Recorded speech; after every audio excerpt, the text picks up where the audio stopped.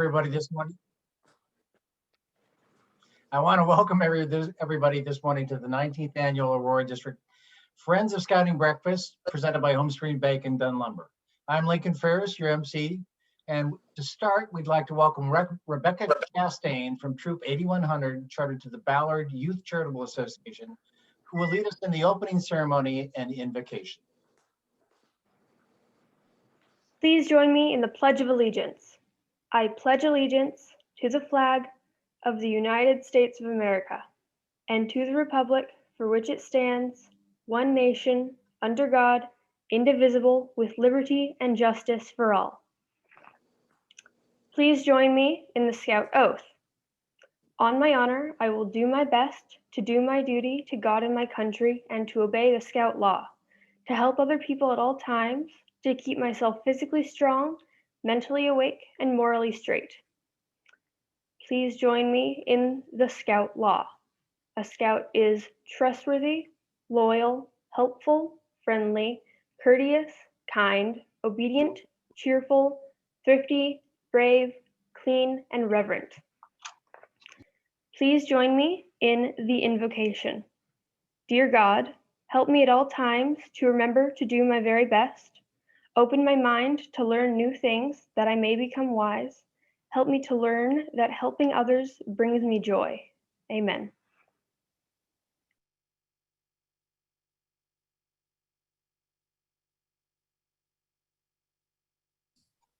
Thank you, Rebecca, from Troop 8100 for getting us started this morning. Rebecca is one of our newest scouts joining us during this pandemic. And also, we'd like to recognize that this breakfast this morning is presented by Home Street Bake and Dunn Lumber. Normally, you'd have a souvenir program sitting at your seat. And if you didn't have one already emailed to you with the link to this event, you can find it in the chat line. Will be after following the program, you'll get a link and you can download it to find out more about the names of the Eagle Scouts that we are recognizing for this year. As we begin this morning, I think we should all recognize that 2020 was not just a challenging year, it was an unprecedented year. And it looks like 2021 will begin with many of the same challenges. Despite this, we're here today, albeit on Zoom, to support Scouting. And I want to thank all of you, especially those I've leaned on for many years in my guest room, to keep coming back and supporting Scouting. During all the challenges, it's taken a lot of flexibility to get the Scouting program delivered. And yeah, it is sort of the Scout law that the Scout is flexible. But there's also another unwritten law that every Scout is hungry. Early in the COVID-19 pandemic, Scouts from Troop 100 in Ballard decided that they were going to do their own contactless food drive to support the Ballard Food Bank. They used the power of social media to get the word out. They collected to fill those pantry shelves. And this particular approach to scouting for food has been repeated by many other units across the country to help people and their community at all times. Now, you also might want to know something about the fact that you can't take outing out of Scouting, no matter what happens with COVID-19. The Scouts in Troop 123 in Crown Hill are exploring many of the Seattle staircase hikes to avoid the crowds at the more popular trailheads up in the Cascades. And they took some of the logistics and the challenge of carpooling out by doing this here in small groups. And same goes with our Cub Scouts. Our elementary school age Cub Scouts remained active too. This is a picture of Scouts from Pack 100 in Ballard working on their cooking requirements. Now, I have to say one of the great strengths of Scouting is its Scouting staff. At the staff office, they did amended den leader guides to help volunteers ensure that Cub Scouts could continue to do their advancement. They figured out how to do the Pinewood Derbies even in the course of this. And our pack in 321 had a Cub Master who lived in Broadview on a street that had, if you will, the safe, healthy street where they close it off. The Scouts there decided to race their rain gutter regatta boats on the rain gutter set up in the middle of the street. And that, to me, is sort of that essence of inflexibility. We come up and deliver the program. Without the ability to do summer camp, the Scouting Out program decided to put together Camp in a Box and send it out with 30 different camp activities and a patch and a camp t-shirt, and went out to over 1,000 of our Cub Scouts and their families. To me, this is, again, this great opportunity to develop flexibility in the course of adversity. Now, this morning doesn't happen without a lot of people volunteering some time to put it together. And I want to take a moment to recognize our Scout organizing committee for this. Susie Burke, who most of you know, is the irrepressible president of the Fremont Dock Company. Eagle Scout Tom Rankin, who is recently retired and the father of Eagle Scout JT. Bill Donnell, who is the father of Eagle Scout Satchel and Star Scout Malin. Eagle Scout John Paget, who is our district scout executive. And I'm Lincoln Ferris, and I have two Life Scouts with us today, Alexander and Grant. I'll be serving as your MC, but thank you, if you can, silently, to give a little round of applause for our host committee. We also have two, and are very fortunate to have sponsors for this program, including Home Street Bank and Dunn Lumber as our two title sponsors. Let's take a minute to hear from our title sponsors about why and how they help our community.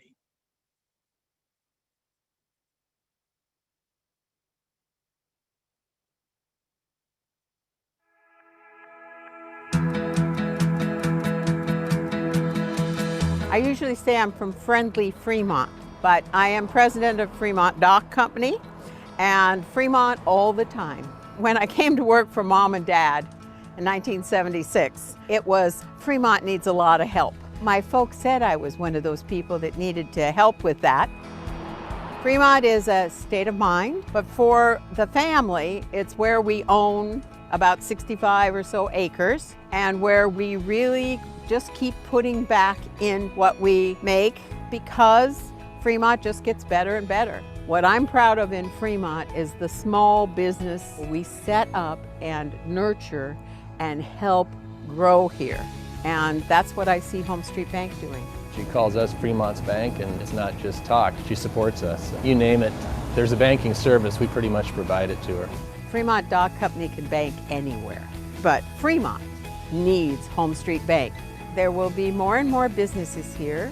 There will be more people working here, and we're all going to have a lot more fun.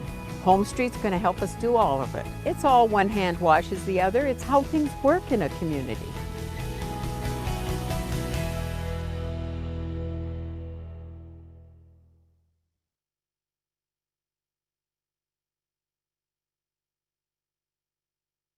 We don't have a guarantee, we have a promise.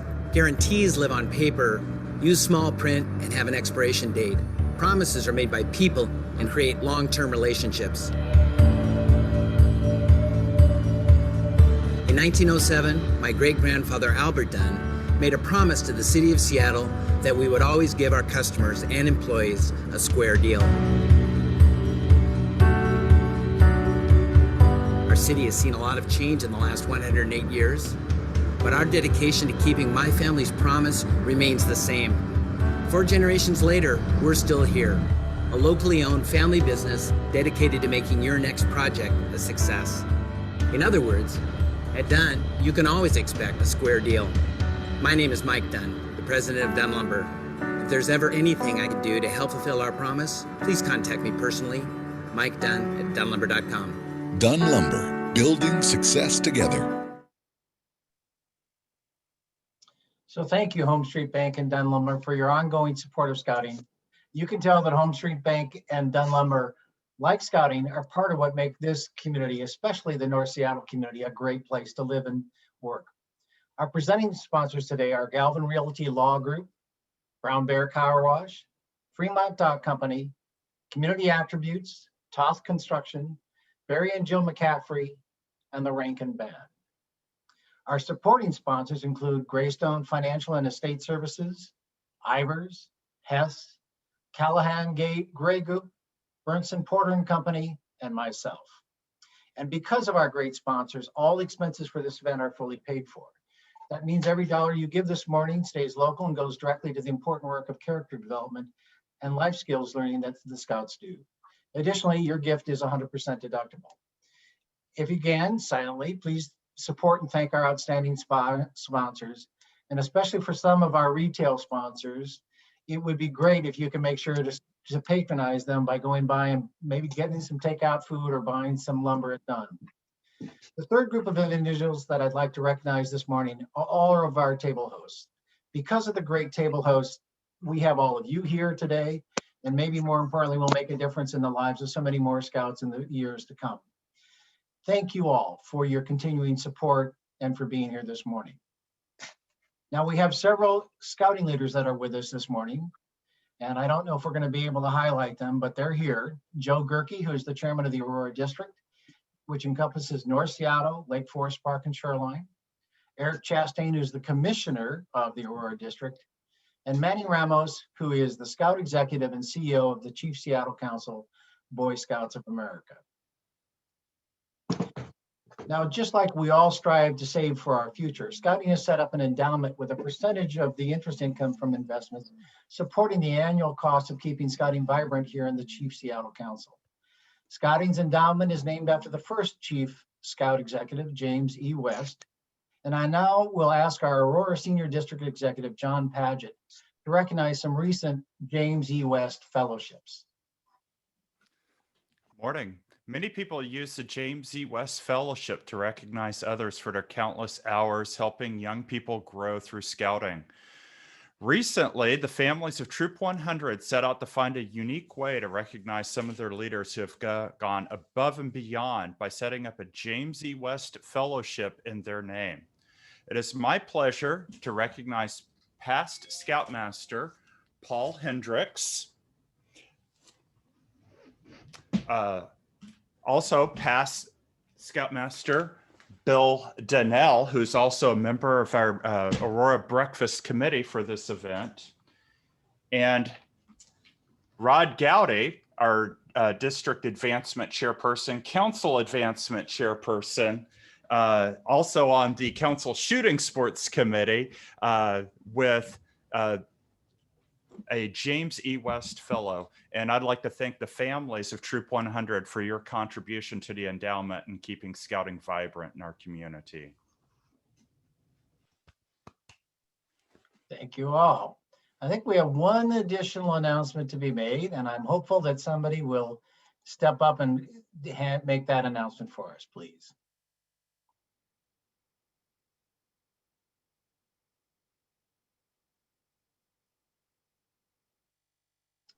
Lincoln, I think you're making that announcement. Well, okay, we'll come back to this in a minute. For more links on the James E. West Scholarship and how to receive a scholarship, you can certainly, we'll have a link in the here later in the program. Lincoln, I am sorry. I had myself muted and I did not intend to. This is Joe Gerke, the Aurora District Chairman. I wanted to also point out that that not just the volunteer scouters need to be recognized. Sometimes also the professional scouters need to be recognized. And so the members of the Aurora District Committee have also gotten a James E. West Fellowship in the name of John Paget to recognize his countless hours of service to our youth. Thank you so much, John. We will present this to you in person at a more opportune time. But again, thank you, John. Hence, I was surprised. Thank you. All right. Now, the next announcement in our program is one that is in my purview to do, and that is annually the Chief Seattle Council recognizes volunteers making the greatest impact on helping young people prepare for life. The Silver Beaver Award is the highest recognition the Scout Council can bestow upon a volunteer. Just yesterday, the Silver Beaver Committee made its final selection, and as a Silver Beaver recipient myself, I'm proud to announce that Aurora's own Stephen Pierce and Doug Barrow will be awarded the Silver Beaver. And I think we have a short PowerPoint, if we can, that comes on at this particular point. Well, if not, let me tell you that Stephen serves as our district training chair, making sure all our volunteers have all the tools they need to make the magic of Scouting happen. He's very active in our council shooting sports committee and the committee of a very active Troop 100. Now, Doug has been the district colonel of the Scouts annual popcorn sale and serves as a roundtable commissioner, helping unit leaders with the program ideas and ongoing training, as well as being very active with Troop 166. It takes lots of dedicated individuals like Stephen and Doug to make the Scouting program as awesome as it is. And on behalf of the Aurora District, I want to thank you, Stephen and Doug, and everyone who voted you in and nominated you for putting your heart and soul into scouting. Thank you. Now, at every rank in scouting, from our kindergarten line clubs all the way up to Eagle Scout, Scouts must recite the Scout oath and law, just like when we started the program this morning.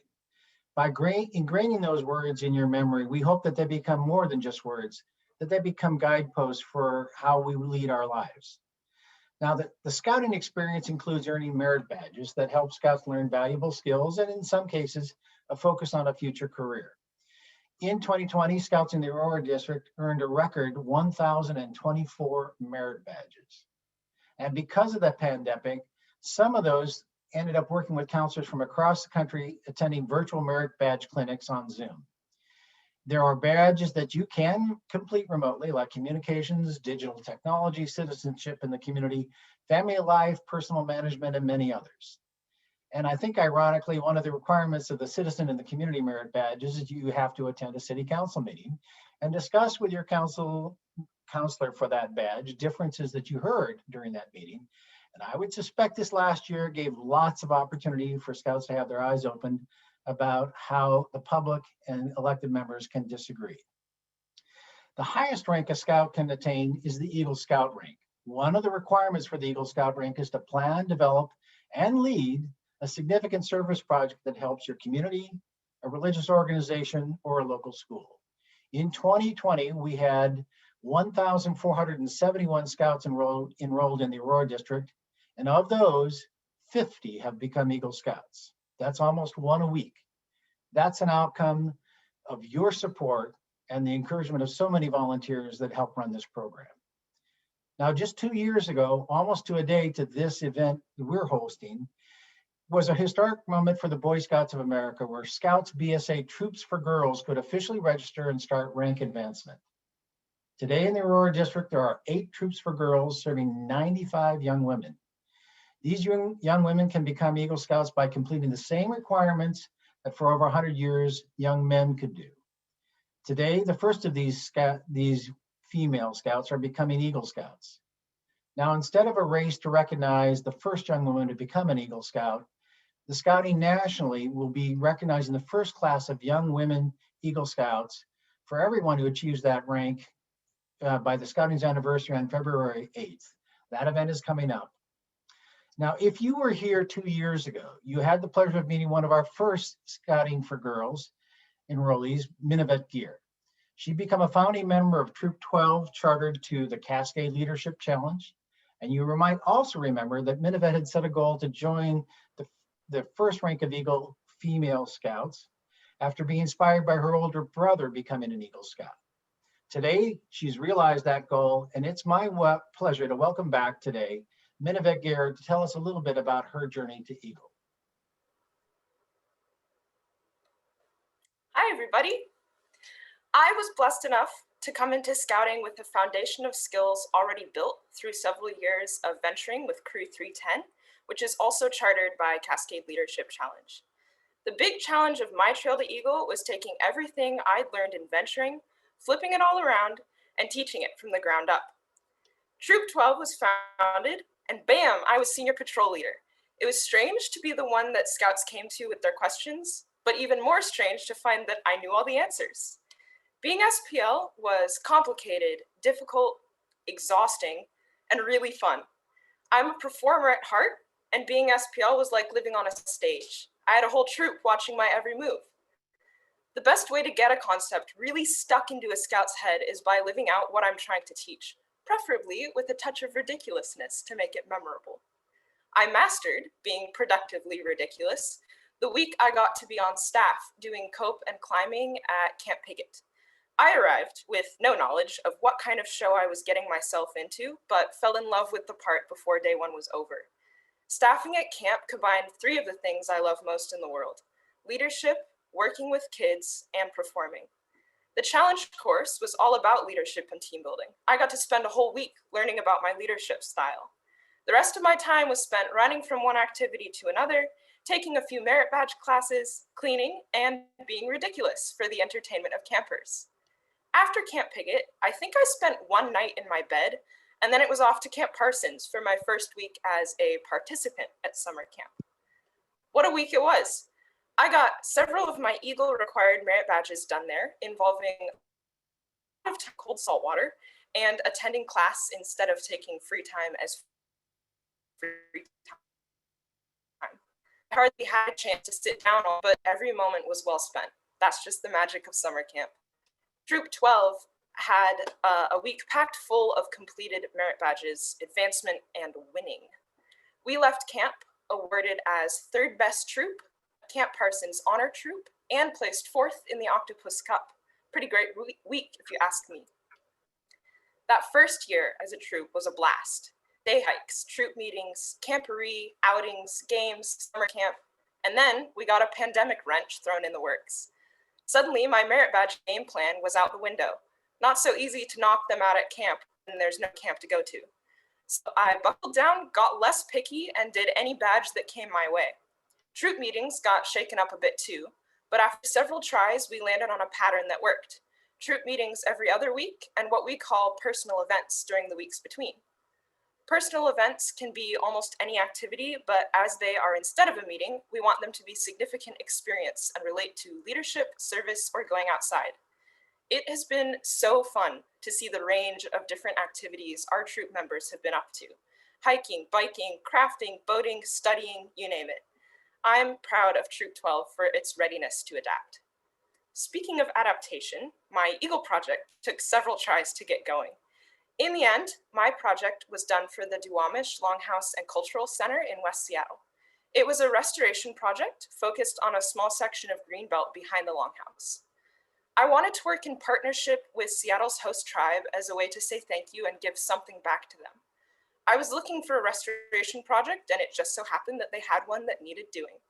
We removed a big pile of invasive plants, spread soil and mulch to start the soil remediation process, repaired and reinforced the loop trail that runs through the area, and placed signs along the trail identifying various plants with their native, common, and Latin names, as well as a short list of their traditional uses. It was part of a larger project, making an edible forest out of that greenbelt, which can be used to teach traditional native plant uses and preparations. Studying edible and medicinal plants happens to be a passion of mine, so that worked out well. I finished my project, turned in my 21st blue card, signed the paperwork, and had an excellent board of review. So what's next? My younger sister, Rosella, has her Eagle Board of Review tomorrow. That's her in the tree. We are planning for a combined Court of Honor in the spring, most likely at the same spot in Carkeek Park where our brother had his. I aim to keep my future flexible so I can jump on whatever opportunities come my way. But the route I'm most excited about right now is to combine my love of being camp staff with my dream to travel. I'm going to apply to various high venture bases and scout camps around the US and internationally. I plan to travel around from base to base, learning everything I can, meeting incredible people, and giving back to the programs that have had such an amazing impact on my life. Those programs brought me here to tell you about the end of one adventure and the beginning of the next, an adventure that would not have happened without your support. So, as Crew 310 likes to say, the world is run by those who show up. So on behalf of Troop 12, my coworkers at camp, my leaders, and all the young women who are on their way to becoming Eagle Scouts, thank you for showing up. Terrific. Minavet, it was an honor to have you back here this time to celebrate your achievement. It's remarkable, and I, for one, am impressed with all that you did in less than 2 years when the average scout takes probably 6 to 7 years to become Eagle. Thank you for sharing your story with us today. Now, I would like to invite all of you on this call today to join me in recognizing Minavet and all the other members of the first class of female Eagle Scouts at the Be the Change event, a National Court of Honor on Sunday, February 21st at 5 p.m. Pacific time on Facebook Live. Now, as you can see, giving back to one's community is a value that gets instilled in every scout, whether they participate in scouting as a Cub Scout for just a short time, or if they're one of the 4% of scouts that become Eagle Scouts. Our planning committee gets together monthly for a breakfast at Roxy's in Fremont, And while this last year we had to do this by Zoom, and we worked very hard to make this event a success, we do like and enjoy spending time with each other. And occasionally when we get together as a committee, we get to hear Susie Burke express an opinion or two about local politics, just like in the citizenship and the community merit badge requirement. At one of our meetings several years ago, we decided that we should honor an individual, business or organization who exemplifies the scouting spirit in their service to the local community and making the world a better place. And we also looked at a particular meeting where we were voting to have this and noticed that Susie was not there. So lo and behold, you know, it is a little occasionally that if you don't show, you get to be picked. We decided to make this the Susie Burke first annual Community Leadership Award and presented it to a person with irrepressible passion with a purpose. Now, I hope you will join me in recognizing the fact that we've had several great recipients of that award. Mike Dunn of Dunn Lumber, Bob Donegan of Ivers, the Root family of GM Nameplate, Vic Odermatt of Brown Bear Car Wash, and Mike Kelly of ASCO. I'd like to now call on Susie Burke, President of Fremont Dock Company, who will tell us about our 7th annual recipient. Susie?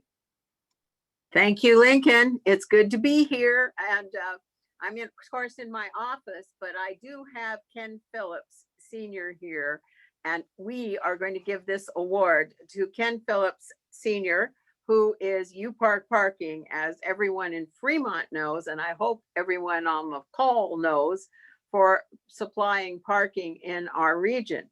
But I want you to know that Ken started out in Ballard as a kid. I mean, he's been a Ballard boy raised at the deli that his folks owned, and making potato salad after going to school, and all of the things that took, being a family in business. And then he went in, volunteered for the U.S. Marines, and he was fighting on the ground in Korea at that time in our American history that if you haven't talked to a Marine or any vet from the Korean War, you should. When he came back, he worked on a purse seiner, like a lot of young men working in the fishing industry that might be on this call got their start. But he came back to Seattle and went into the parking business. And in 1958, he and his brother started U Park Parking. And that's 60 plus years in business. That is a long time. I remember when my dad got an award for 50 years in business in Seattle, when mayors used to give awards like that. Anyway, but 60 plus years, Ken, in the parking business, which we all know gives back to the community every day of the week. Parking is a community asset, but more than that, you probably don't realize how often groups like Boy Scouts, other groups, especially in Fremont, use parking lots for things to happen that couldn't happen in the community without them being there. So, Ken, do you have anything to say about 60 years of business, taking care of Boy Scouts who work for you, or taking care of the neighborhood? Well, I would say over the years we interviewed and hired a number of young men with backgrounds in the Boy Scouts, and without exception, they made good employees. They're honest and dependable. So they got that someplace. And I think we all know that the Boy Scouts contributed to that sort of behavior. Community leadership. So thank you very much for the recognition. It's appreciated. Lincoln, were you going to put the picture up of us handing the It is. For those of you that are online, you can see the megaphone being handed over from Susie over to Ken. We actually found a day of sunshine in Fremont, out on the U Park parking lot right next to the Fremont Mischief Distillery. And we were able to hand it in person. And here it is, Ken. You get to take it home and hang it on the wall. And it's hung on a few really good walls at Dunn Lumber and U Park and I mean at Car Wash, and so that's good. You want to turn it around and show everybody? Woo! Hey! Okay, All right. Lincoln. So Ken, congratulations on receiving the Susie Burke Community Leadership Award for irrepressible passion with a purpose. And I'm so proud that we have been able to give this out to so many great leaders in our community. Now, Susie, I understand you've got an important ask for all of us. Oh, you bet. We don't all just gather here for fun and, you know, we didn't get any bacon. We are here because we need to support Boy Scouts, and we're, as you saw, a few girls in a few troops too. We are the Aurora district. And so we are on the ground. The Boy Scouts that you see in your troops and you see in leadership in your community. Boy Scouts, venturing, Sea Scouts, they're important here. I'm asking you to make a gift to our Aurora District Boy Scouts of America, because this is how we build leadership in the community. And you just heard a few examples of that.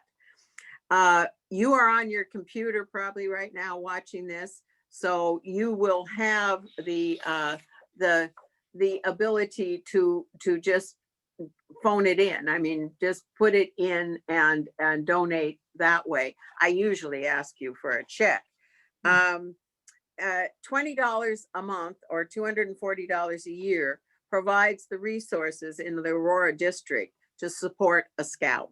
So if you're looking at some amount that you want to center in on, we call that the Summit Circle. And I've been doing the Summit Circle for a long time. And believe it or not, that money coming in all year long is how the troops can be kept running. But I will say, if you want to do $25 a month, it helps a little bit. You heard about the Eagle Scout programs. Those particularly need support.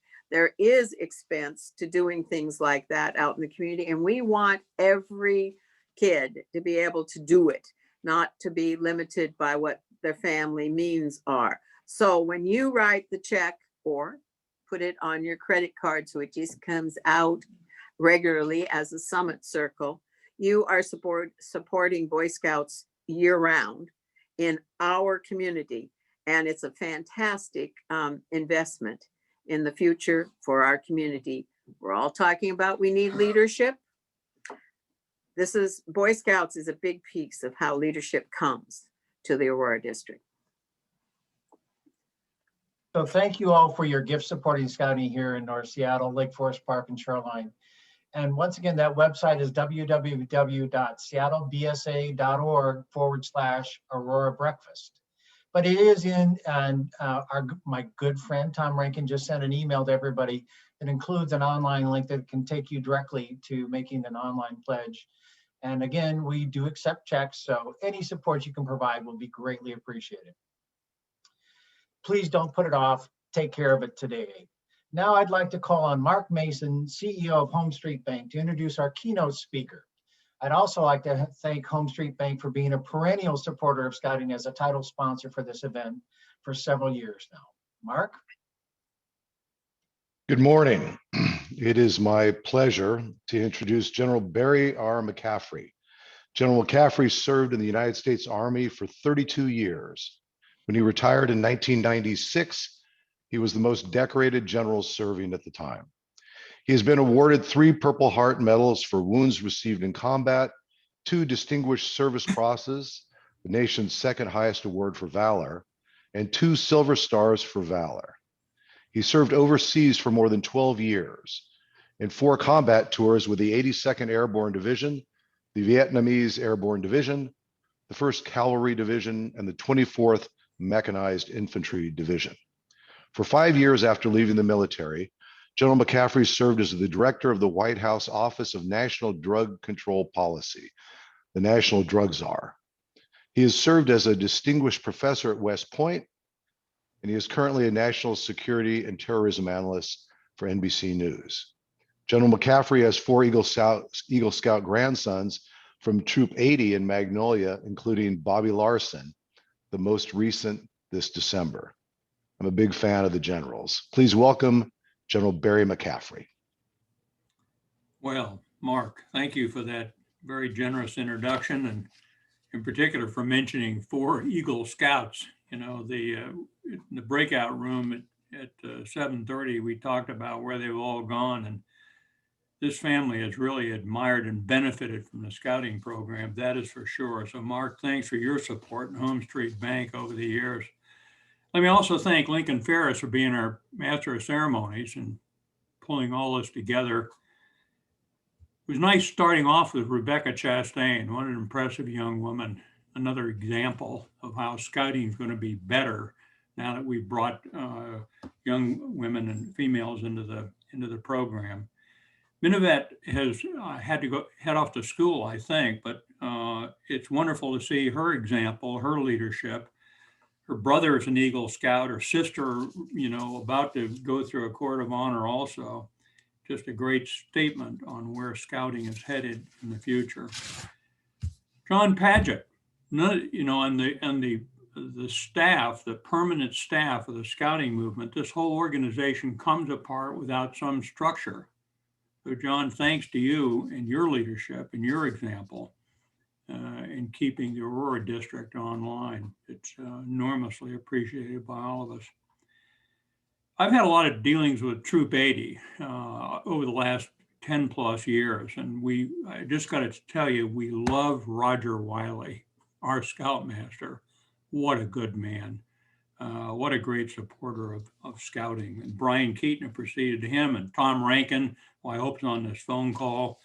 The hundreds of hours that they devoted. You know, your most precious asset is your time. And they've been willing to devote endless amounts of time to bringing young boys and girls along in the scouting movement. Volunteers like Mike Stanley, who's been just a tremendous asset, and certainly in Troop 80. On this phone call also is my son, Sean McCaffrey, retired infantry colonel, 3 combat tours, Afghanistan, Iraq, Eagle Scout. And I always remind people, when he made Eagle Scout, was recognized in Schweinfurt, Germany. I was over there as an officer serving in the military. My father-in-law, his grandfather, Lyman Faulkner, flew in from California to present Sean with his own Eagle Scout award that he'd received in 1938. I think both my daughter, Tara Larson, and her husband, Jake, are on the call. They've been very heavily involved in the scouting movement and Troop 80 with lots of committee meetings and leading expeditions here and there. Look, scouting, you talk about leadership. Scouting is a leadership factory. It's a leadership training effort. Leaders aren't born, they're made. Leadership is a situational exercise. Depends on who you're talking to, what the mission is, what the resources are, the time. But if you spend a decade or 5 years or a year in scouting, you're going to end up with tremendous exposure to leadership skills. We already mentioned Camp Parsons. You know, what a glorious place that is, out in the Olympic Peninsula, with seals popping up in the water as the boys head down to take their swim test, and eagles soaring overhead. Just an incredible experience in summer camp every year. All my grandsons got to Camp Philmont out in New Mexico, high adventure. Just listening to the stories scares me with the extreme weather, riding horses, musketry practice, tremendous mountainous terrain, just an incredible program. Those 2 national jewels. So a lot of good comes out of the experience in leadership in scouting. We want to look for a good place to start on leadership. How about what we started this meeting with, the Scout Oath and Law, the whole notion of be prepared, of the system and certainly in the Aurora district is Scouts lead, adults mentor and assist. So you end up being able to practice, to take charge, to be the mentor to younger boys and girls in the scouting movement. That's where leadership can start. Leadership, it seems to me, also is a notion of confidence. You know, your confidence in yourself and the skills that are adequate to take on the task at hand. And I've watched these Troop 80 scouts in particular, you know, ended up standing on the summit of every major volcano in the state of Washington. Mount Rainier, they have had ski descents of Mount Adams and Mount St. Helens, 10-day canoe trips in the Canadian wilderness, which I think primarily get run by Tom Rankin. Just an incredible ability to give confidence to young people to face new challenges. I think scouting is also, to a large extent, one of learning service, servant leadership, service to community. It's not just service hour requirements, but you know, coat drives, food drives, blood bank drives, park restoration, church projects. The Seattle community benefits from scouting in innumerable ways. Let me make some very brief comments about leadership. Most of you on this call, in one way or the other, are involved in leadership. You know, whether it's business leadership, political, philanthropic associations, the military, you name it. And so I normally do, you know, our leadership lectures. There's some slides that perhaps John Padgett can make available to you electronically. Some of you may care to print them out. It's a structured way of talking and mentoring people about leadership. But I'm going to make 2, maybe 3 quick points that may be of help to all of you in the room. First of all, you know, why are people going to do what you tell them to do? In a crisis situation where things are at stake that are vital, whether it's your own life or the future of your business, or you know, dealing as a health provider with the pandemic, why will people do what you ask them to do? And there's 3 sources of power. One of them we got to recognize is authority power. If there isn't a structure, if there isn't an element of there's a CEO, a district chairman, you know, the department president, if there isn't a structure with authority to reward, to compensate, to recognize, to honor, perhaps to terminate, then I would suggest no large, complex organization ever can work. So there has to be some authority structure. The second reason people are going to do what you ask them to do is, and I don't think we talk about it enough, is called referent power. And referent power just means that I'm going to do what she told me to do because I want to be a bit more like her. It's really a measure of character. It says, you know, she's the first one out in the freezing rain to stand at the job site, the last one to take credit. Referent power. It's one of the things that any good HR department sees as the dominant prerequisite for recruiting talent. Yeah, you want smart kids. Yes, you want them physically healthy. Yes, you want them educated at University of Washington or Wazoo or one of the great schools in the Northwest. But in the end, you want people of character, referent power. The final one is actually, you know, sometimes not seen as a leadership attribute, but we've got some great academic studies of leadership. And we talk about people who are incredibly successful at getting leadership of complex organizations under control. And the one factor that stands out is expert power. People do what you tell them to do because they think you know what you're talking about. And, you know, they learned that 2 different ways. One is you showed up at the organization with great credentials. You had a business degree from SPU. You had, you know, spent the summer working abroad and you were bilingual in the language at question. You had credentials that lent legitimacy to what you were telling the organization to do.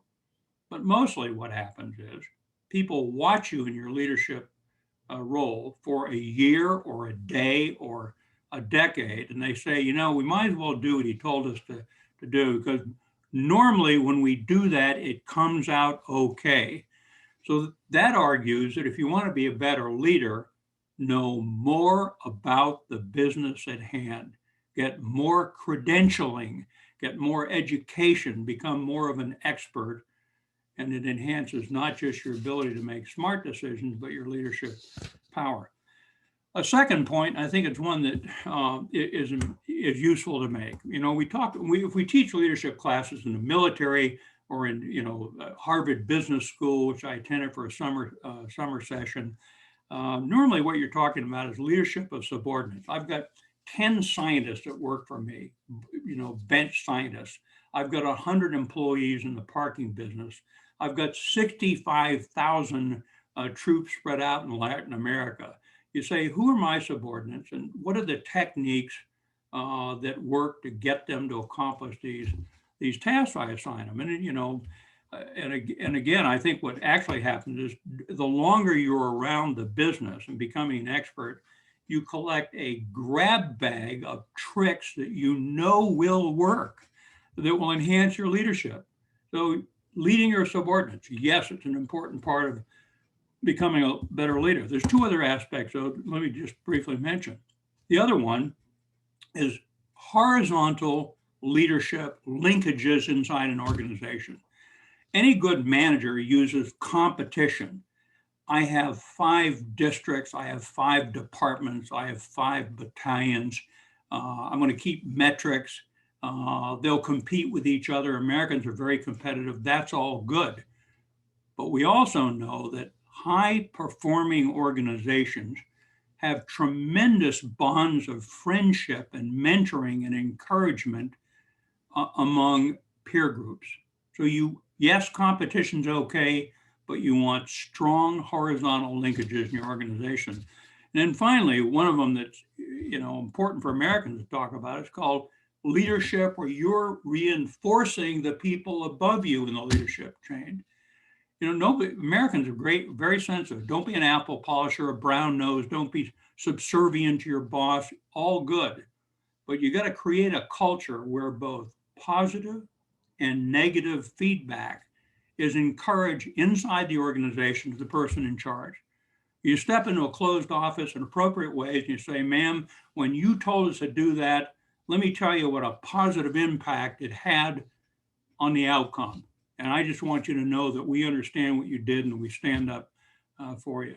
And the other one is, some people get tired, they get confused, they get stupid, they get greedy. And you step into the office, pull the leader aside and say, you got to understand, I don't think you intended this, but here are the downsides of what you just told us to do. You got to have positive and negative leadership to your own chain of operation, chain of command. Final note, I think in leadership, partially it boils down to what are your assumptions as a leader about the people that work for you? They used to have this theory X, theory Y leadership class. I think it's old school, but it basically said, when you look at the people that work for you, do you see them as an organization where they're out for their own purposes? They'll respond to reward and punishment, give more money, give them an incentive to work, threaten them with punishment if they don't do it. Is that your view of the people that are working for you? Or do you say, no, I don't believe that. I think people want to be part of something larger than themselves. They want to be part of proud to be part of an organization that has a great image, that's doing something good, that acts with integrity. What is your view of the people you work for? And if I was talking to 300 brand new lieutenants, I'd say, which kind of leader you want to be? And everybody says, well, I want to be only the positive leader. And that we know that the power of reward, of recognition, of honoring people is immensely more important than the power of punishment. On the other hand, we know that leadership is situational. And so at some point, if you're a Marine first sergeant, you got to tell people, do it or else. So it's situational, but the power of honoring people, of treating them with respect and dignity is clearly the dominant attribute of success of the leader. Look, the hour grows long. You people have paid a lot more attention to me than my family does. I'll tell you that. And, you know, I always like to tell a story. My two grown daughters here in the state of Washington, one in Yakima, Tara Larson here in Seattle, they watch me on NBC News. And so they call me on their cell phone to give me feedback, you know, important feedback like good makeup, good lighting, good tie. And I've been on all day long. I was out in New York City, and my older daughter, Tara, calls from Yakima, Washington. She said, "Dad, both of those girls are here. That was a great interview." And I said, "Well, you know, that's good to hear. Which one was it? I've been on all day." And she said, "Dad, we don't know. We always turn the sound off." So on that note, if you will, let me just thank all of you that pulled together this breakfast. Let's get behind financially the scouting movement. It requires resources, and we're very proud to be part of the group that does support scouting. Thanks very much for including me in your meeting this morning. So Barry, we do have a few minutes left, and I had a couple of questions that were posed to me. If you don't mind, we'll give you two questions that I've received. One was a question about your views on the powers of humility and how to handle leadership errors. Say the question again, the policy of what? Well, this was a question posed to me about asking you to talk about the power of humility and how to handle leadership errors once you've made them. Oh yeah, boy, I tell you, you know, I think I was at a leadership panel once, a civilian business, and the CEO of 3M said, and it was a government group, and he was saying, look, one of the problems with the federal government frequently is, he said, you people are like a truck with 10 forward gears, but no reverse. And he said, in 3M, what we find is you have to let 1,000 flowers bloom and 900 of them don't grow. And so you have to cut them down, but you don't kill the champion that brought those flawed ideas to our attention. So I think, look, you don't want to encourage people to learn by failure, particularly if they're responsible for other people whose collective budgets or reputations are involved in it. And you never want to encourage making the same mistake twice. But having said that, look, you gotta, you know, I told my son Sean is on this call, and he always laughs about it. You know, if you screwed something up and you're looking at your boss who's slightly angry about the whole thing, if you say, I screwed this up, here's how I did it, and I know how to correct it, that's the end of it. That's all the guy in charge wants to hear. He didn't want to sit there and pound you about the ears. He just wants to know you understand what to do to fix it. So you do have to have an organization where everything isn't a zero-sum game, and people make mistakes. And you know, I tell people I'm sort of been a pretty demanding guy in my career in civilian life and the military, et cetera. But I've only fired 3 people in 40 some odd years of public service, and they were for moral turpitude. So basically, you know, if somebody fails on something, the boss needs to look at it and say, I wonder how we get more resources, more training, a better deputy, move him to a different position. Apparently, the guy can't write well. Let's not have him in a job where he has to write stuff. So there should be, yeah, you're right, an organization that's tolerant of learning and moving forward. So we had another question that came, which was sort of an interesting one. Who was the best sergeant you ever worked with, and why did you consider him good? The best sergeant. Non-commissioned officer. Yeah.